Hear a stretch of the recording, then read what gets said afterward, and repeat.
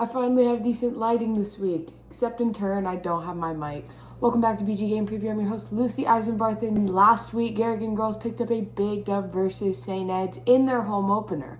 We're going to recap, rewind on this, and look to their game this week versus Belmond Klemme, and two boys' games this week, one versus Belmond and one versus Western Christian. Like I said in the intro, I don't have my mics this week, so the audio might sound a little weird because it's a little echoey in my basement, but we will have to make do with what we have.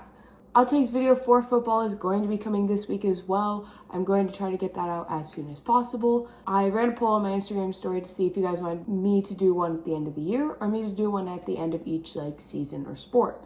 So we're doing one for the end of football, and then I'll do one for basketball and so on. Without further ado, make sure to like, subscribe, go comment down below your predictions for these games or if you agree with my predictions, anything else you want to see me cover, and anything else you want to see from this channel. Without further ado, let's get right into my predictions for basketball this week. Before we get to predictions, we're going to start off with a recap rewind of Garrigan's win 76-46 versus St. Ed's for girls basketball. A side note, I will have to make recaps and predictions a little bit shorter with stat line breakdowns and everything because there will be 2 to 3 games a week for both teams. So I don't want my videos to be 3 hours long. Starting off with a recap of this game, Garrigan won in dominant fashion 76-46 versus the St. Ed Gales for the home and season opener. We had a stat line side of things. Point leader for Garrigan was junior Grayson Eastman with 20 points, shooting 7 for 15 from the field and going 6 for 7 on her free throws.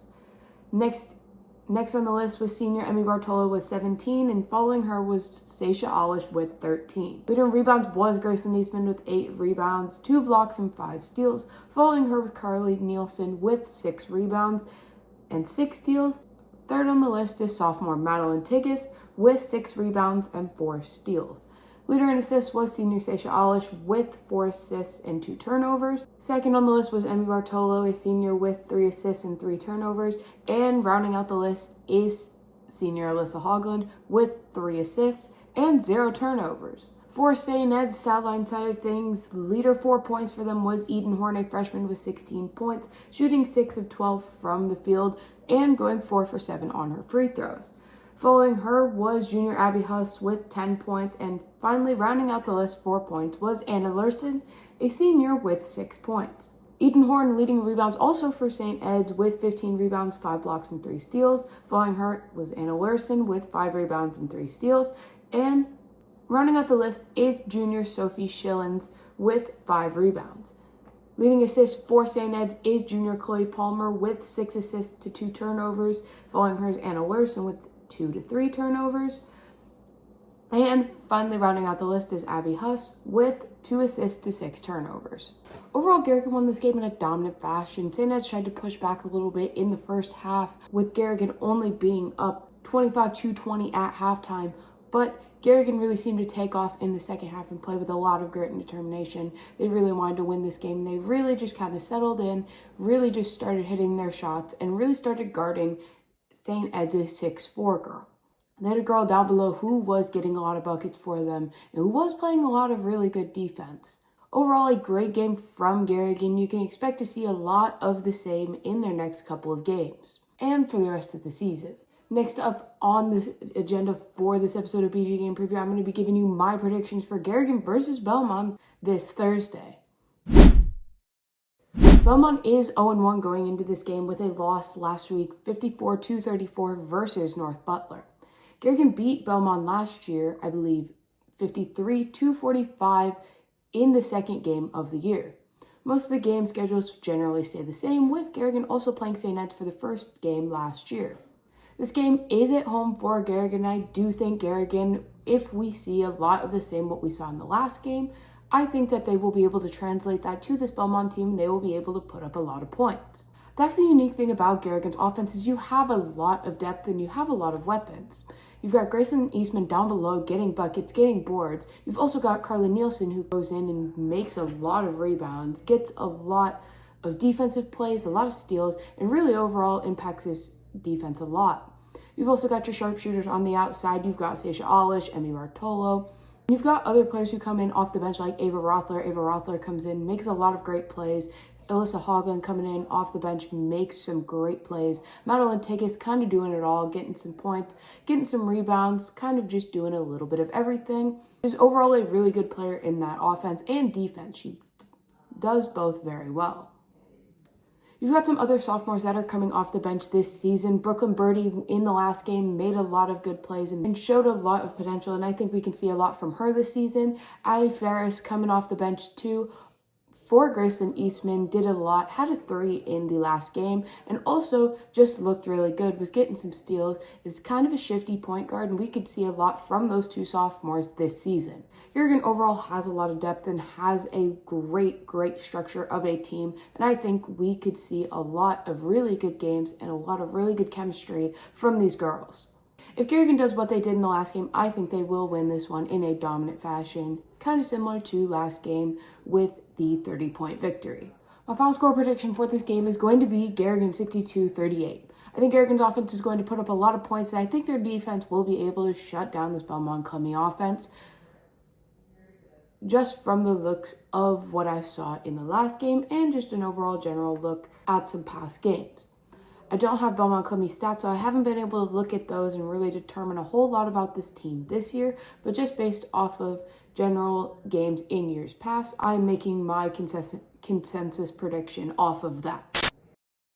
Without further ado, we're going to look at your Garrigan basketball boys to see their first game this Thursday as well versus Belmond Klemme.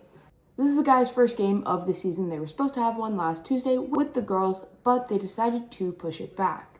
Let's see how the guys finished off last year before looking to this game and the rest of their season.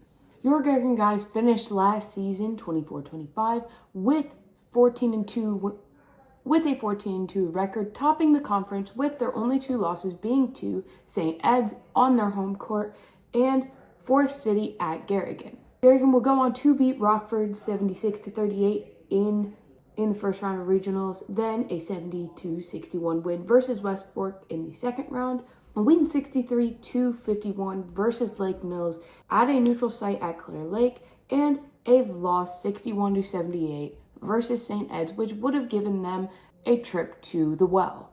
Garrigan came up just short in that game, and I think we can see them in the Well this year if they keep a lot of the same energy and intensity that we saw from them last year.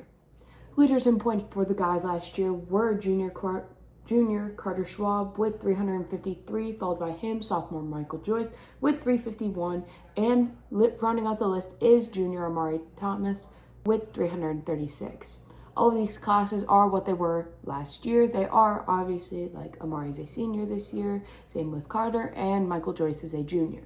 Leader in rebounds was Amari Thomas with 238. Following him was senior last year, Nick Lear with 199, and following him was junior Carter Schwab with 121. Leader in assists was Carter Schwab with 121, followed by him is Tate Birch with 99, and rounding out the list is Michael Joyce with 94.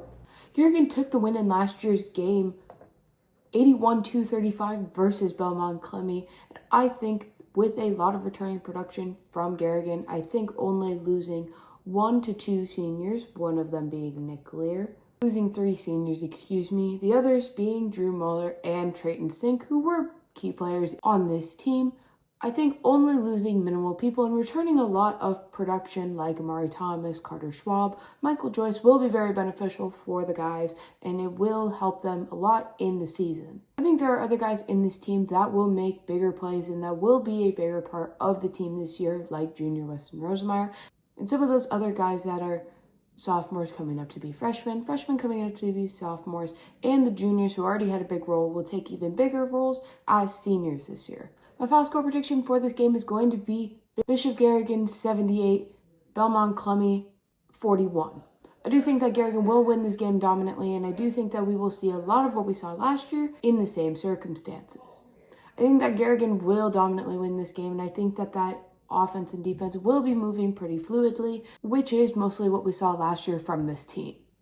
I'll put Garrigan to 1-0 for the season and move Belmond to 0-2 thus far. We're going to do a quick third prediction for the Garrigan guys game this Friday versus Western Christian. Western Christian has 3 games this week, 1 versus Sergeant Bluff Lutton Tuesday, and 1 versus Spencer Thursday before the game Friday versus Bishop Garrigan.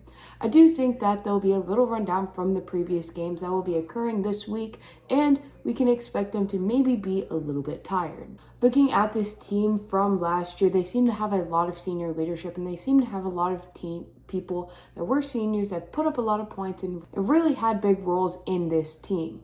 Lots of points generated from seniors, and overall just lots of efficiency and production from these players who are gone now.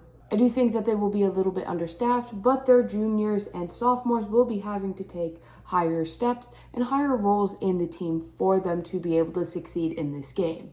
Garrigan haven't really played Western Christian before, I do not believe, in years past, so this is a newer opponent, which is why I went and looked at their stats to kind of see how this team was run and kind of see some stat line sides of things from the Western Christian Wolves. Garrigan's keys to the game will be giving it to Amari Thomas down below, and even if it's not there, kick it out to guys like Carter Schwab and Michael Joyce on the 3-point line who can shoot and who can get some points and some easy buckets from there. I think Garrigan will win this game 71-52. I think Garrigan will kind of be able to run around Western Christian as they have 3 games this week. Garrigan has won the day before, but I do not think it will impact them as much. I think Garrigan's offense will be able to go to work in this game, and I think they'll be able to get it down below to Amari Thomas, and I think that they'll be able to hit some shots from 3 and get some points that way. I think they'll be able to just overall move the ball around. I think on defense, they'll be able to be a dominant force. I think overall, this Garrigan team will be very fluid, like I said earlier, and I think that they will be able to get a good win in this game. Looking to the rest of the Garrigan guys' season, they have games versus people like Belmond Klemme, Western Christian, which both of those we just talked about, Lake Mills, Eagle Grove, Coon Rapids, Bayard, Garner, North Union, Algona, North Iowa, Forest City, West Hancock, West Bend, Newman, St. Ed's, who kept them out of the well last year, Garner, North Union, and I may have repeated some of those, but they play them multiple times. I think we could see a lot of the same from the Garrigan guys like we did last year with their 14-2, topping the conference, and I do think they will be similar and maybe even better this year. I think that the only teams that Garrigan will drop games to this year are versus Forest City, as they've played them twice. They will win at home or on the road and then drop the other one. I think they will win versus Algona, actually, and as it is a home game, it will be a very big game, but I do think that Garrigan has a chance to win that game, and I think they will. And I think the only other game that they will drop will be the game versus St. Ed's. St. Ed's is a very, very tough team, topping 1A in rankings. I believe your Bears are ranked at number 4. Garrigan tops 1A at the number 1 overall seed. They're a very tough team. They kept Garrigan out of the well last year. Hopefully Garrigan can get their revenge on them at home, but I do not think that they will be able to, and I think that St. Ed's will prevail in that game. That will be a very close and very entertaining game to watch and to predict. All of these can change going into more of the games. I do more of an in-depth breakdown when the time comes, but this is just an overall general look at the teams and at the games for this upcoming season.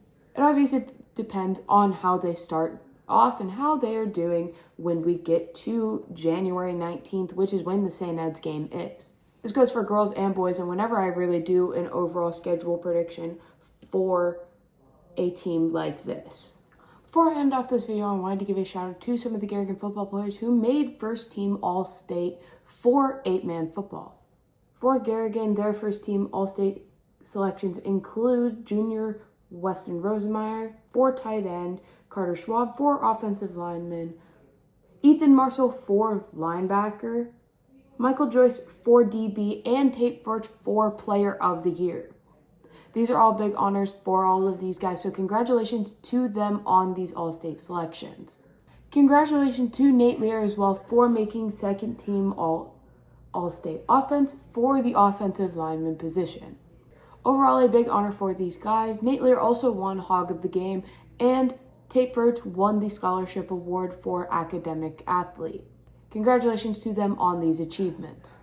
Without further ado, this is the end of this week's episode of BG Game Preview. Make sure to like, subscribe, comment down below your predictions or if you agree with mine. Also comment anything you want to see from the channel and anything you want to see me cover. I'll be doing one more 3-34 football season and then wrapping it up with the outtakes video and finally fully transitioning into basketball season. Without further ado, this is Lucy Eisenbarth signing off on BG Game Preview.